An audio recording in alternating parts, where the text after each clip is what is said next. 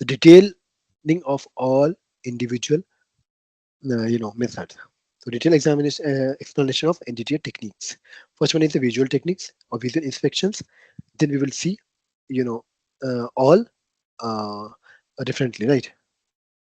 First we will see the visual inspection, then the liquid penetration, then and so on. Okay, till here X-ray diffractions. So what is the visual inspections?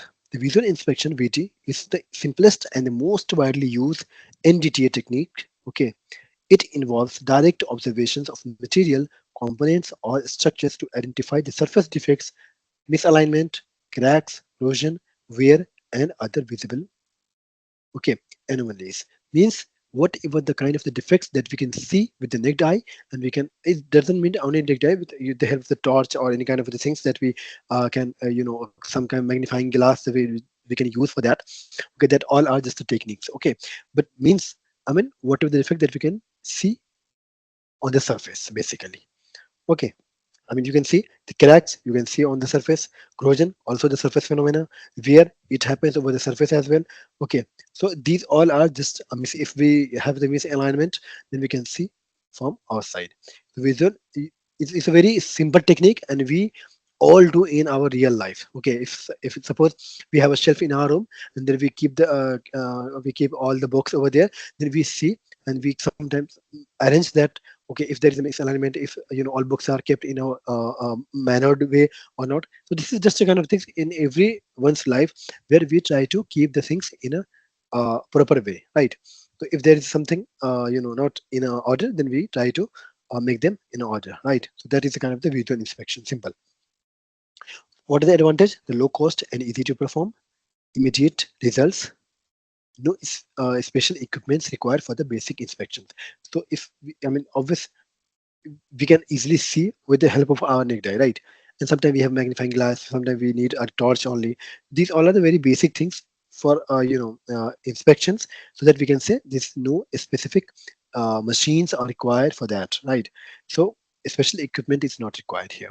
Okay, low cost, because I mean just a man is required to look over the product to find any kind of the defect on the surface, right? Immediate result. I mean, if anything is present there, we can detect them and we can easily fix them. Okay, what are the limitations? Obvious, many limitations there, but the big one is there is surface defects only defect is surface defect, not internal flaws. So whatever the defects that are inside the product, that we can now see that, right? For that we must require a a special equipment. For that we can say here is a defect is only we can see, we can find the defect which is present on the surface. So here we can say only surface defects we can detect. Okay, so require the good lighting and the trained inspectors. Why? Because if there are sufficient light to detect the the problems or the any of the surface defects inside over the equipment, then we must then we cannot find out the actual problem, right? For that we must have the sufficient light. Okay, and the person who is inspecting, that must be having a sufficient knowledge, and they are having experienced for that, because it's a man based, or it's kind of the manual where we find the defects. Okay, so the man or the trainer and the person who is basically going to check the defect, that must be having the sufficient knowledge, and they are having a good experience for that particular things. Okay, what are the types of the visual inspections? I mean, there are two primary types of VT. VT means the visual uh, uh, techniques. Okay, so direct visual inspections. First one the direct, and second one is the remote visual inspections. Okay, so direct means the inspector examines the component, usually naked eyes. Okay, or with the help of the simple tools like the magnifying glasses and all that. This is a very simple, which we all most of the time do. Okay, what are the tools used? Simple, the magnifying glasses, flashlights, mirrors for the hand, hard to reach the area. I mean, if the area is very difficult, then we can use the mirror. Just like you must have gone to the dental clinic, and you see, I mean, the dentist put some very kind of the a small mirror in your mouth, so that they can see the problem exactly behind your teeth, because that part is not visible directly to the doctors. Okay, that's why they use a very simple equipment which is known as the mirror. Okay, so here we can say, so such kind of equipment that we can use for identifying the defects if the area is not visible directly. Okay, we talk about the applications, the weld inspections. I mean, detecting the surface cracks, porosity, surface finish assessments in manufacturing, detecting the corrosion, misalignment, or loose components in mechanical system.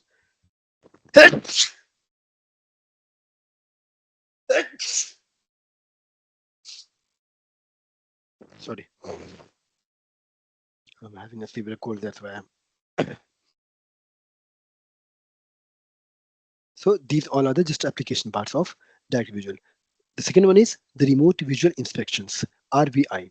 Use specialized equipments to inspect the internal, enclosed, or hard to reach areas where direct observation is not possible. For I mean the area where we cannot directly reach our inside our sites. That's why we use some equipments to look into that area. Just like I have taken an example of glass mirror tools that a simple dentist use. Okay, for that we have a that kind of we can categorize that into the remote visual inspections. Okay, the equipment used is the borescopes, which is the flexible or rigid optical instrument. This is just a kind of the optical instrument where we can have the flexibility of, or it could be rigid or it could be flexible. Okay, videoscopes, the equipped with the cameras to capture the images, videos, where we can take the camera and sorry, we have the camera that we can use for the either for the videography of our uh, images, so that we can find out the defects. Drones and robot used for the large scale industries inspections like the bridges, pipelines, etc., where we cannot go directly, right, to inspect the problems. Applications, the inspecting the internal components of aircraft engines, evaluating the pipelines and the pressure vessels, examining the nuclear reactor components. These all are the just application parts. Okay, so what are the procedures for the visual inspections? The step ones for the pre-inspection preparation. I mean, for before inspection, we have some measures that we have to take. What are they? They are just to define the inspection criteria based on the industry's standard ASMEs, ASTM, ISO. These all are just the standard criteria. If you will go ahead, then you can. I mean, this is just the American Society for Mechanical Engineering. This is known as the ASME. Okay, similar to that. This one, if we talk about the ISO, the standard of organizations, these all are just a standard criteria for the different parts for different component they have set. Okay, so for that, I mean, if we have to inspect a product, then we must have product according to the any one of that. Okay, the industry standards that must be having uh, you know confirmed. Okay, clean the surface to remove dirt, dust, and coatings. Okay, if they are any kind of dirt, or they are not having the finished surface, we must clean the surface first to remove the dust and all that, so that we can inspect easily. Okay, it's like the appropriate lighting and tools if we required for the inspections. Okay, the second step is conducting the inspection. First one the preparation, second one is the conducting. To observe the material surface for cracks, corrosion, deformations, weld defects, and surface roughness. So for the cracks means what? The small surface opening.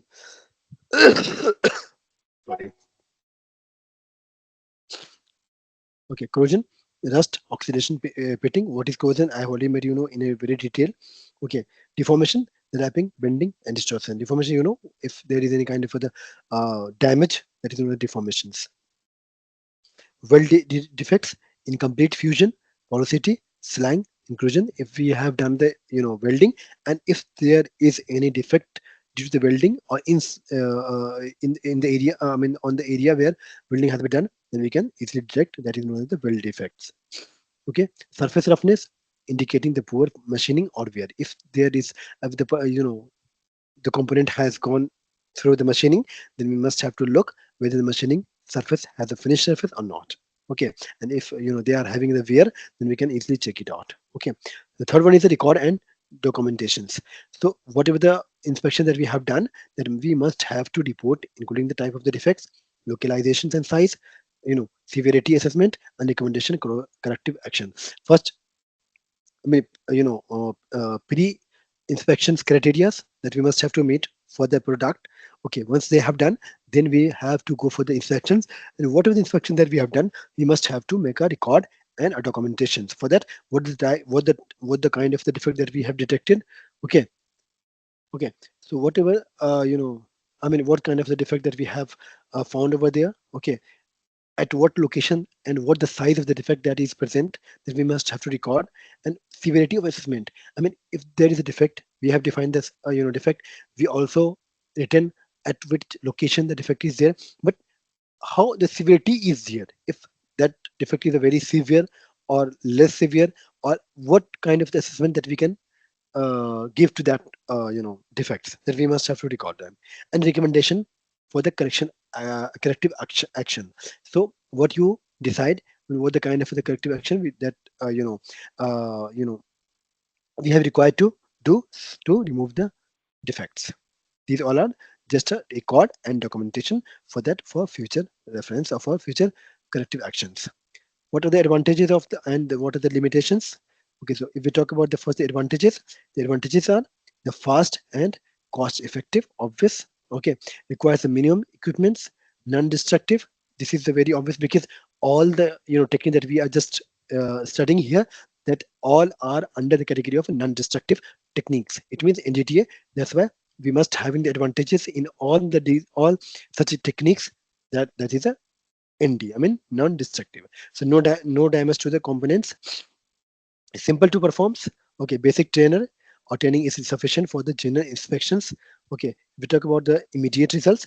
Defects can be identified in a real times. Okay, what are the limitations? The surface only inspections, it is the limitations. I mean, we can only have options to find out the defects which are present over the surface only. If inside that component, whatever the problem that is there, we cannot have options to detect with the help of the VT, or we can the visual inspection techniques. Okay, so cannot detect internal defects, human error, depending on the inspector skills and experience. If the person who is just inspecting, they are not sufficient knowledge, they are not having sufficient knowledge of that part, and if they are having any mistake, then it would be error and the defect will be gone.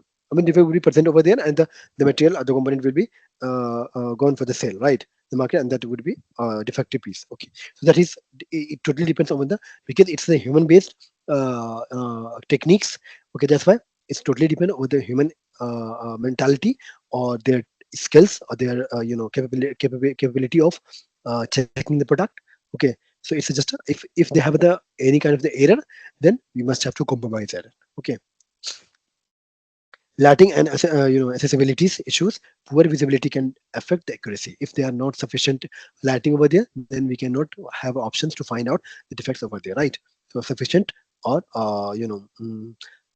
effective lighting is required for this particular techniques. Okay, what are the applications for the visual inspection industries? First one is aerospace, automotive, oil and gas, construction, manufacturing, and power plants. We can, I mean, you can easily think about, if you know and if you understand, if you already understood that what is visual inspection technique, then you can easily think about the what could be the applications. Wherever the surface defects we need to find out, everywhere we can apply that. But that must be to the human reach. Suppose if pipe is going okay inside inside or very in a hilly station, or they're very in danger part, then we cannot go directly to look at it. For that we must have required either a drone or cameras where they can look okay into that. And sometimes we must require the aircraft or some a special kind of you know communicative device, so that we can go there and check you. So that depends over you know their basically locations and their kind of, you can say, uh, usage. Okay, at what place that have been used, and what are the conditions. Okay, so on the basis of that you can easily find out the applications. Okay,